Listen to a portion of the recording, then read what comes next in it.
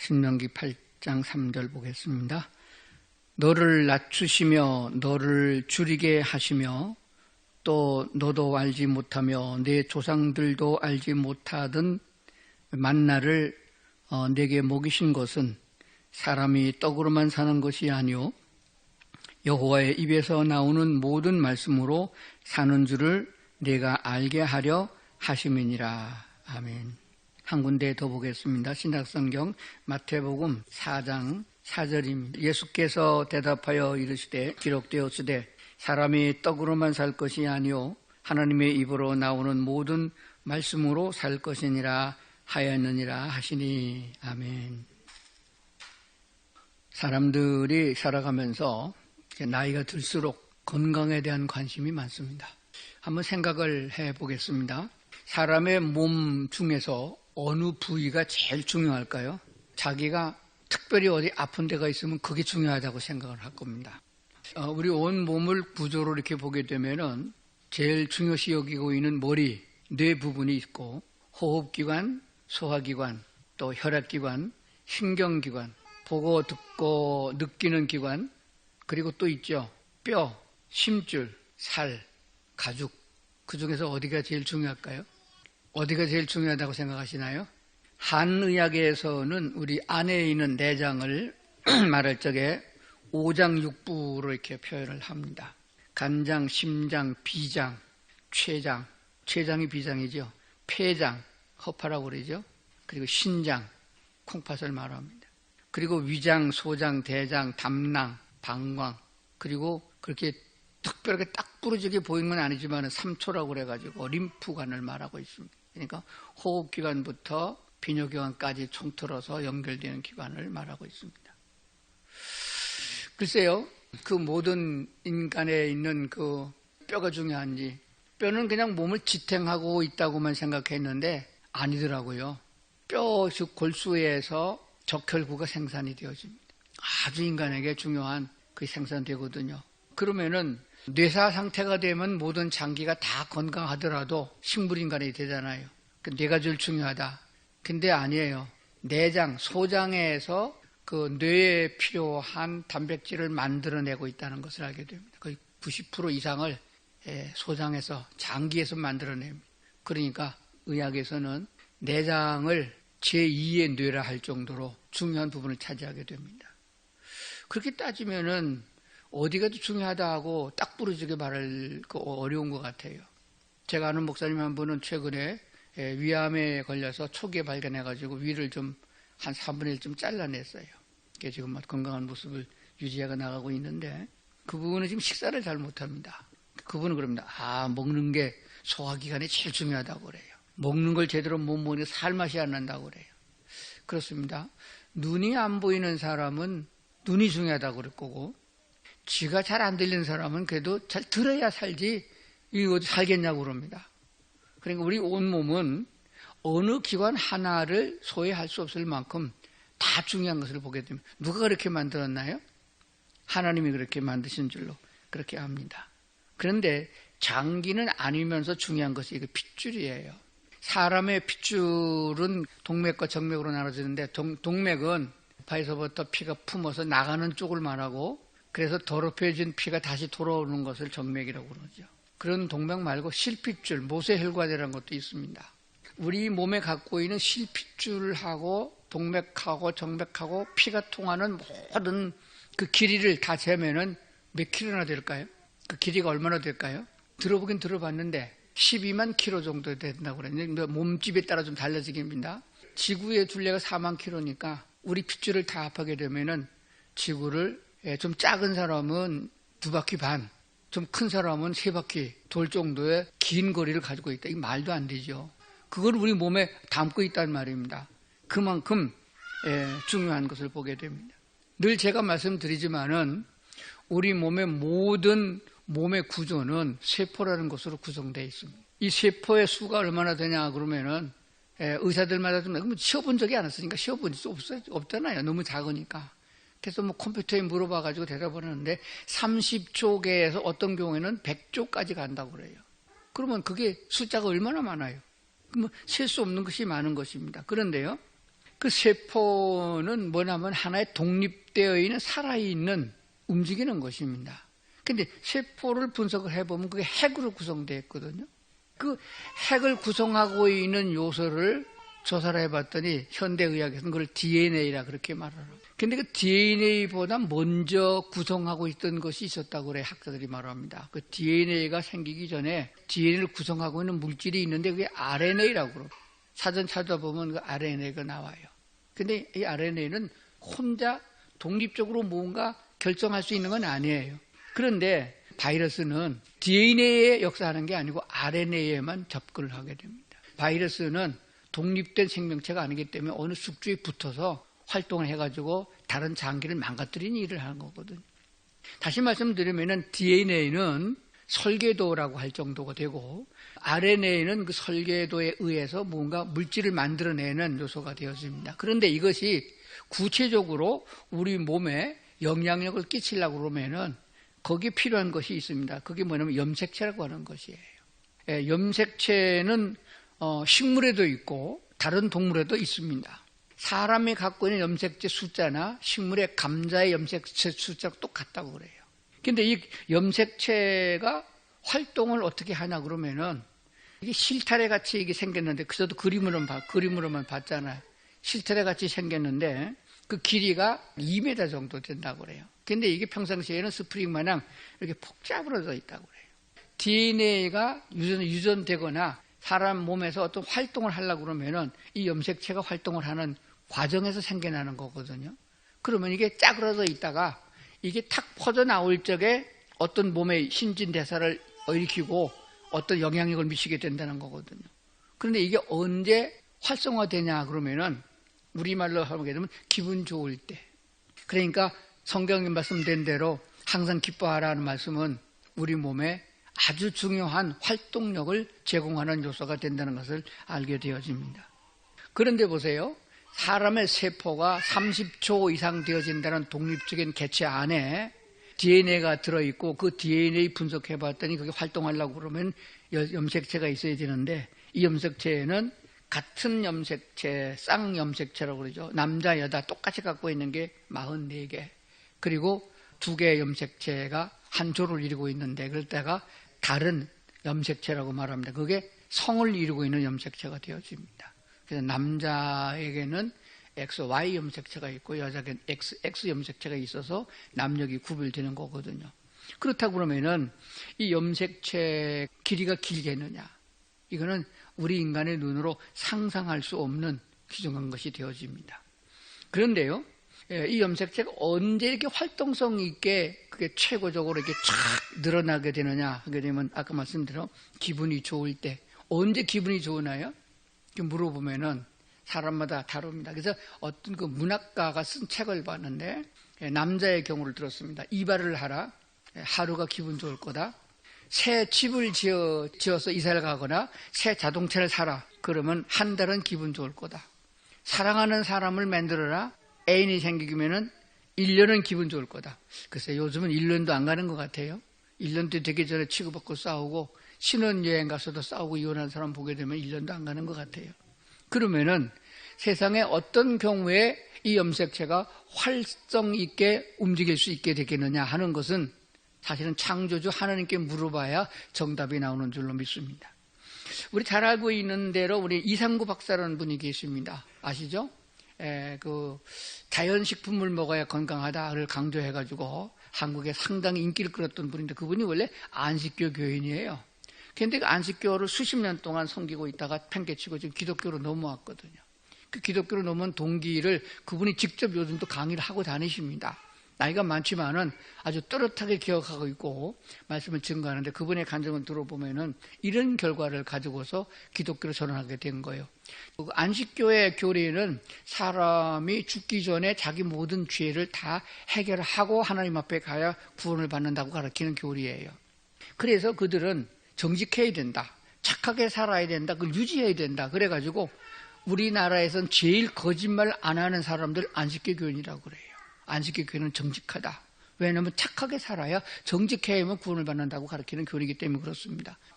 그래서 이상구 박사가 의사잖아요, 원래.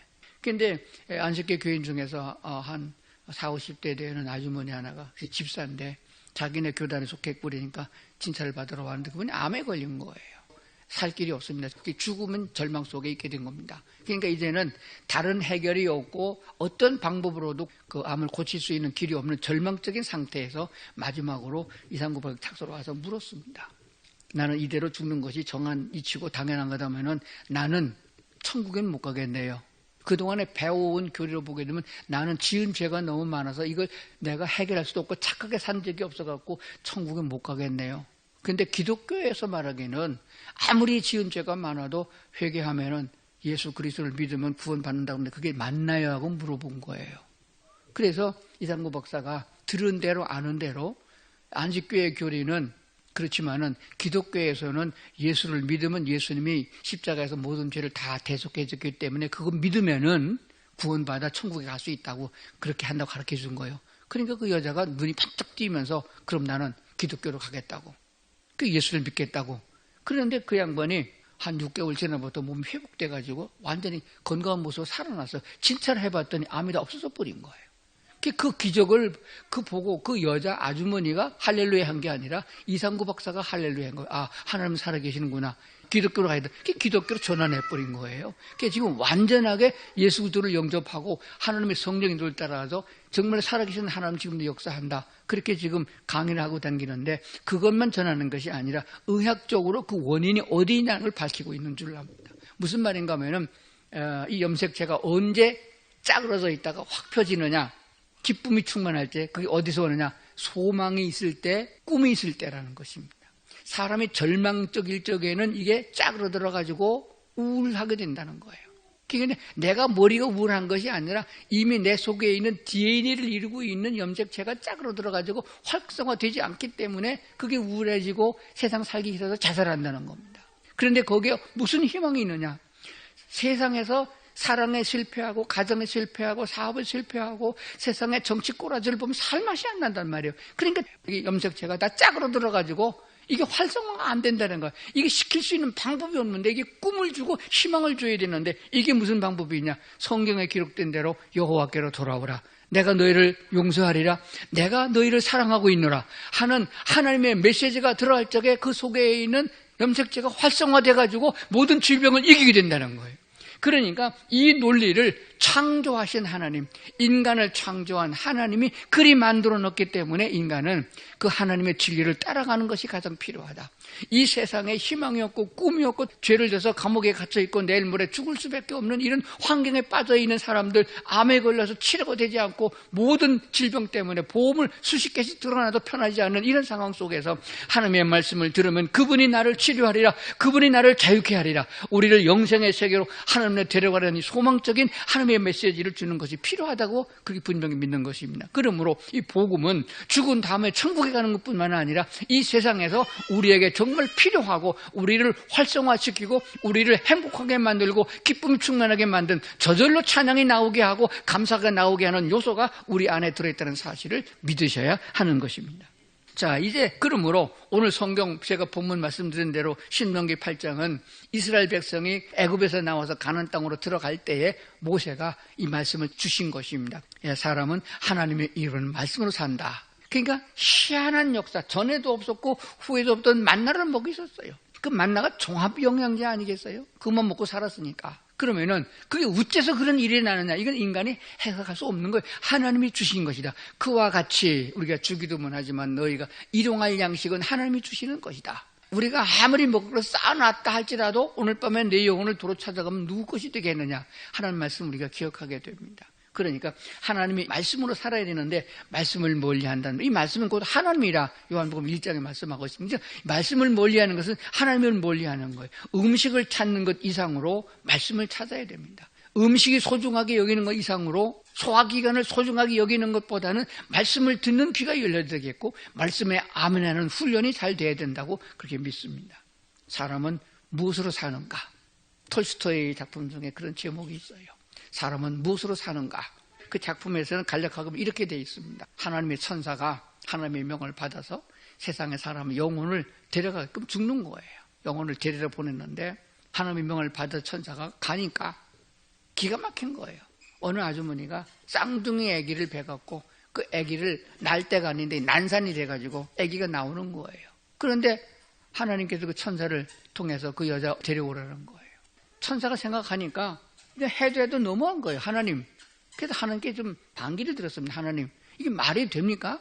아니, 그 여자는 죄가 많아서 죄가 있어서 데려간다 하더라도 이 아직 세상에 태어나지도 않은 쌍둥이 애는 어떻게 죄도 없는데 하나님이 죽이려고 이 상황을 보니까 그냥 시골 그냥 조그만 나우두막집에서 혼자 애를 낳으려고 애를 쓰고 있는데 이게 안 나고 있는가 애미가 죽게 생겼단 말이에요. 그 어떻게 데려가냐? 그래서 천사가 반기를 들고서 난 못하겠어요. 그리고 돌아갔어요. 나 이거 그 여자 못 데려가겠습니다. 그랬더니 하나님께서 사람이 무엇으로 사는지 내가 깨달을 때까지 내가 너를 인간이 되게 해서 세상에 버리겠다. 그래서 빨가벗겨가지고 실오르기 하나 고치지 않은 상태에서 그 천사를 사람으로 만들어서 세상에 내가 보내줘가지고 사람이 도대체 무엇으로 사는가 하는 걸 깨달아가는 과정을 기른 책이 그 유명한 톨스토이 작품 중에서 사람은 무엇으로 사는가. 거기 보면 그걸 깨달아 나가는 과정의 세 가지를 차근차근 찾아갑니다. 인간이 살아가는 것은 먹는 것으로 사는 게 아니고 또 돈으로 사는 것도 아닙니다. 그 사랑 때문에 그냥 치고받고 싸우고 그냥 살인하고 난리는데 사랑 때문에 사는 것도 아니에요. 오직 성경에 오늘 말씀 주신 정답대로 한번 따라합시다. 하나님의 입으로 나오는 말씀으로 사느니라. 예, 그렇습니다. 하나님의 말씀으로 산다. 그러니까 이 말씀이 얼마나 소중한 거예요. 말씀을 우리가 늘 묵상하고 읽고 암송하고 옆에 두고 그리고 소중하게 여겨야 됩니다. 근데 요즘에 성경책 이거 뭐 책이라고 그래가지고 성경책 가지고 다니지도 않고요. 요새 성경책이 너무 흔해요. 그래가지고요, 교도소에 있는 친구들도 이 성경책 주면 안 가져가요. 다 버립니다. 예, 여기 군인부대도 그렇잖아요. 성경책 갖고 있는 놈들이 없어요. 예, 요즘 젊은 사람들도 다 큰 교회 다니는 사람들 보면 성경책 안 갖고 다녀요. 스마트폰만 들고 다닙니다. 그러면 하나님이 인간을 지으시고 식물과 동물과 이 세상에 있는 모든 것을 창조하신 하나님의 섭리가 얼마나 신묘망측한가, 얼마나 소중한 것인가. 의사가 아무리 뭐라고 해도 의학이 과학이 먼저가 아닙니다. 하나님이 창조해놓은 본래의 섭리를 찾아가는 것밖에 안 됩니다. 그렇다면 우리는 무엇 때문에 오늘을 살아가고 있느냐, 무엇을 해야 되느냐. 하나님께서 이렇게 우리를 위해서 창조하시고 만들어 놓은 섭리는 우리를 사랑하기 때문이다. 그럼 우리가 그 사랑을 아는 것이 필요하고, 하나님을 모르면 하나님이 알아가는 것이 신앙생활입니다. 하나님을 알려고 애를 쓰고 하나님의 마음이 무엇인가를 이해하려고 애를 쓰는 이런 성품이 되어야 된다는 사실입니다. 우리 성경을 한번 보겠습니다. 시편 139편을 한번 다 같이 찾아보겠습니다. 시편 139편 14절입니다. 내가 주께 감사하오면, 내가 왜 주께 감사해요? 우리 보통 어린아이 신앙, 초신자의 믿음은 감사할 조건이 있어야 감사한다고 합니다. 그런데 우리가 눈을 들어보면은 감사하지 않은 게 하나도 없습니다. 온 세상에 모두가 감사할 것밖에 없습니다. 이것을 아는 사람이 믿음이 있는 사람이고, 감사가 넘치는 사람이 성숙한 그리스도인이라고 믿습니다. 시편 기자는 말하기를 오르겠습니다. 139편 14절. 내가 주께 감사하오면 나를 지으심이 심히 기묘하십니다. 주께서 하시는 일이 기이함을 내 영혼이 잘 아나이다. 15절. 내가 은밀한 데서 지음을 받고 땅의 깊은 곳에서 기이하게 지음을 받은 때에 나의 형체가 주의 앞에 숨겨지지 못하였나이다. 16절. 내 형질이 이루어지기 전에 주의 눈이 보셨으며 나를 위하여 정한 날이 하루도 되기 전에 주의 책에 다 기록이 되었나이다. 17절. 하나님이여, 주의 생각이 내게 어찌 그리 보배로운지요, 주의 수가 어찌 그리 많은지요. 내가 세려고 할지라도 그 수가 모래보다 많도소이다. 내가 깰 때에도 여전히 주와 함께 있나이다. 아멘. 이 시편 기자의 눈에, 시편 기자의 마음에 정말 하나님이 창조한 이 세상의 모든 것들을 보고 내 신체 조직을 보니까 이건 기가 막힌 거예요. 그런데 그 하나님이 나와 함께 계신다는 걸 깨닫게 된 것입니다. 그래서 고백하기를 내가 깰 때에도 여전히 주와 함께 있나이다.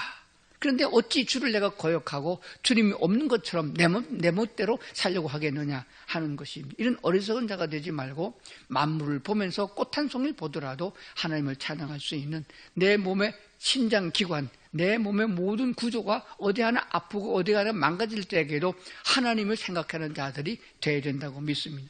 하나님이 만드셨은즉 하나님이 고칠 수 있는 것이며 하나님이 고칠 수 있는 능력이 그분의 사랑을 입으면 우리가 부족한 것이 하나도 없는 줄로 믿습니다. 그래서 시편의 23편에 보면 여호와는 나의 목자시니 내가 부족함이 없다. 무엇 때문에 부족함이 없는 것이 아니라 하나님이 내게 계시면은, 하나님만 내게 계시면 나는 부족함이 없다라고 고백할 수밖에 없는 줄로 믿습니다. 하나님이 나와 함께 계심으로 인하여 감사하게 되는 줄로 믿습니다. 그리하면은 그 감사가 나를 건강하게 만드는 신고, 내게 기쁨과 은혜를 충만하게 만들어준다는 요소를 우리가 발견하게 되는 줄로 믿습니다. 고린도전서 7장 17절에 보면 오직 주께서 각 사람에게 나눠주신 대로 하나님이 각 사람을 부르신 그대로 행하라. 너희는 값으로 사신 것이니 사람들의 종이 되지 말라. 형제들아, 너희는 각각 부르심을 받은 그대로 하나님과 함께 거하라. 이런 말씀을 주셨습니다. 이 말씀은, 이 고린도서 7장의 말씀은 우리가 각각 다 다릅니다. 환경도 다르고 경제력도 다르고 지식도 다르고 모든 게 달라요. 그러나 하나님이 그 각각 다른 대로 쓰고 계십니다. 이 내용의 말씀은 이렇게 이어지고 있습니다. 너희가 할례를 받을 때 부름을 받았느냐? 할례를 안 받은 자를 부르하지 말아라. 할례 받지 않은 자가 부름을 받았느냐? 굳이 할례를 받으려고 하지 말아라. 있는 그대로 주님께 쓰임을 받으라. 가난할 때 부름을 받았느냐? 부자가 되려고 애쓰지 말아라. 그 나름대로 하나님과 함께 하면은 그것이 축복이고 그것이 은혜다. 이것을 설명하는 것이에요. 그러니까 지금 있는 이대로, 지금 있는 형편 이대로가 다 내게는 세상을 볼 적에 불만족스럽고 원망스럽지만은 하나님이 나와 함께 계시고 하나님이 나를 지으셨고 하나님이 나와 함께 계신다는 걸 믿는 사람은 있는 그대로 내가 주를 찬양하고 감사할 수 있다. 그런 말씀이 됩니다. 하나님 내게 주신 지혜대로, 믿음의 분량대로 내가 할 수 있는 것만큼 그분이 성령이 내 안에 계셔서 나를 인도하시는 대로 순종하에 따르는 이런 삶이 그리스도인들로 하여금 기쁨과 감사가 넘치게 하는 것이고, 그 감사가 하나님을 감동시키는 것이고 하나님을 기쁘시게 하면 우리도 기쁘게 되는 줄로 믿습니다. 시편 50편 22절을 보겠습니다. 하나님을 잃어버린 너희여, 이렇게 했습니다. 하나님을 잃어버린 너희여, 이제 이를 생각하라. 그렇지 아니면 내가 너희를 찢으리라. 건질 자가 없으리라. 하나님이 분노하시고 진노하셔서 너를 찢을 적에 누가 말릴 수 있겠느냐? 왜 그러냐? 너를 지으신 자를 어찌 너희가 잊느냐 하는 것입니다. 이사야가 설명한 대로 소나 나귀는 그 구유의 주인을 알건만을 이스라엘 내 백성은 나를 잊었더라 했었습니다. 하나님을 잊어버렸다는 얘기가 뭡니까? 하나님은 곧 말씀이요 말씀이 하나님이신 것입니다. 말씀을 기억하지 못하고 말씀을 잃어버리고 사는 사람은 하나님을 잊어버린 자가 됩니다. 감사로 제사를 드리는 자가 나를 영화롭게 하나니 그의 행위를 옳게 하는 자에게 내가 하나님의 구원을 보이리라 라고 했습니다. 이것이 오늘 제가 드리는 말씀의 결론이 됩니다. 하나님께서 우리를 지으셨고 지금도 우리를 인도하고 계시고 우리를 사랑한다고 우리를 초청하고 있는 줄로 믿습니다. 그렇기 때문에 우리는 하나님의 말씀으로 살아가는 인생으로 지음을 받은 자이니까 그 하나님으로 인하여 주시는 은혜를 통하여 감사와 찬송이 넘치는 삶이 되게 해야 되는데, 다른 어떤 제사보다도 감사로 제사를 드리는 자가 나를 영화롭게 한다라고 했습니다. 그러므로 세상을 보고 세상의 어떤 것들을 보고 또 당장 내게 닥쳐진 상황을 보고 불평과 원망 말고 하나님이 나와 함께 계신다는 그 하나만으로도 감사하는 훈련을 하십시다. 그래서 입술로 고백을 하다 보면 그것이 찬양이 되어지고 찬양하다 보면 감사가 또 생겨지는 역사가 있는데, 이것은 감사로 제사를 드리는 자가 나를 영화롭게 하나니 구원의 확신을 주신다 그런 말씀이 됩니다. 하나님께 살아계신 하나님이 오늘도 우리 함께 계심을 믿으면은 진심으로 찬양하고 하나님이 나와 함께 계시고 내 안에 계신다는 것을 고백하는 우리 성도들이 삶이 되어야 할 줄로 믿습니다.